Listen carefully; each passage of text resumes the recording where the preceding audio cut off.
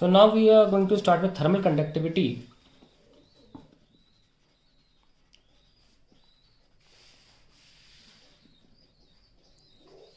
जैसा कि हमने बोला, under steady situation when no more heat absorption takes place, under steady state of thermal conduction,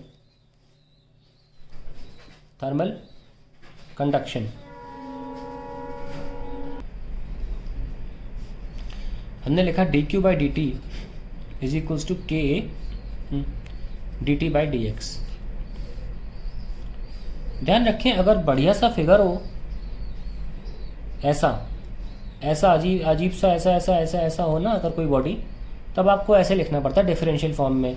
बहुत ही बारीक लेयर्स के लिए आपको ये फॉर्मूला लिखना पड़ता है. लेकिन अगर आपका सॉलिड बॉडी एक परफेक्ट फिगर हो, आप इसका एरिया आराम से लिख सकते हो और एरिया चेंजिंग ना हो, मतलब एरिया वेरी ना कर रहा हो, इस तरीके से ना वेरी कर रहा हो, तो फिर आप डायरेक्टली ये फॉर्मूला इस फॉर्म में लिखा जा सकता है. मतलब not in form of differential form, you can simply write q by T is equals to K A delta T by delta X. तो आप आसानी से फॉर्मूला लिख सकते हो. ठीक है, मैं डेफिनेटली इस पर न्यूमेरिकल भी करूँगा ताकि वो क्लियर हो जाए. नाउ देखिए, बिफोर वी गो अहेड, मैं आपको स्टेडी स्टेट का एक और अच्छा एग्जांपल बताता हूँ.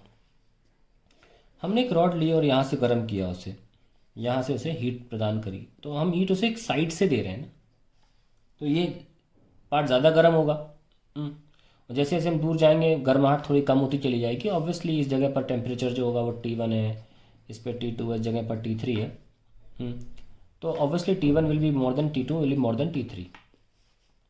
हावेवर जब स्टेडी स्टेट हम पहुंच जाते हैं तो T1 माइनस T2, अगर ये लेंथ सेम है, अगर ये L है और ये भी L है, तो T1 minus T2 is equals to T2 minus T3 होगा. इसको बोलते हैं स्टेडी स्टेट में पहुंच जाना.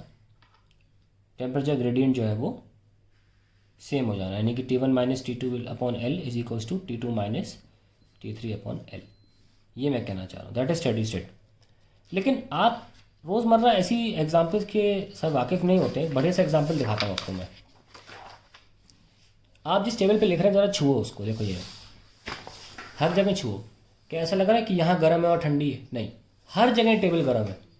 वो इसलिए गर्म है, मैं टेबल यहाँ बना देता हूँ. सपोज ये टेबल है,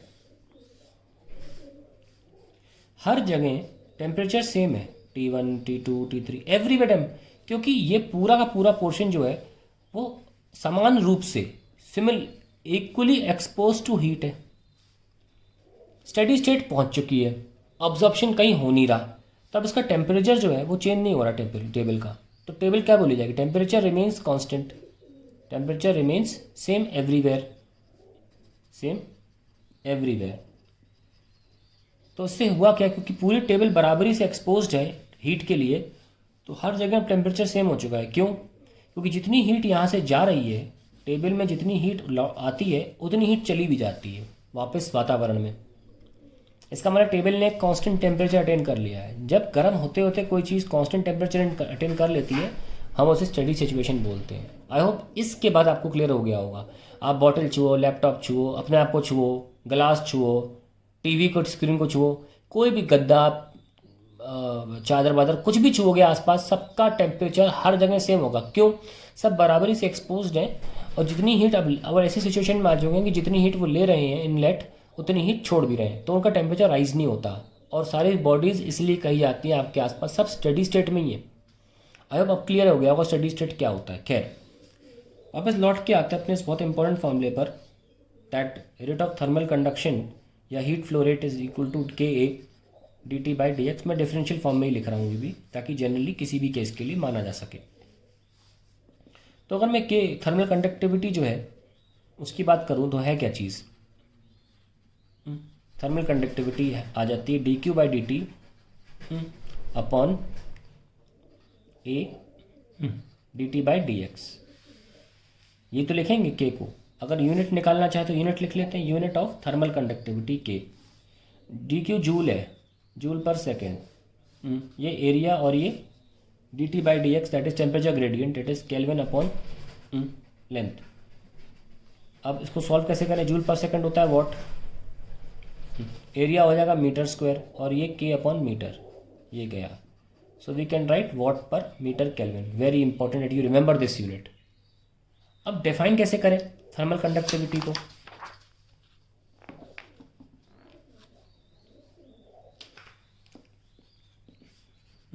dq by dt upon area into temperature gradient. Thermal conductivity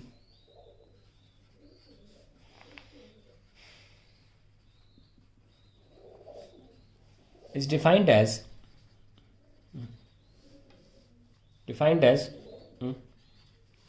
the heat flow rate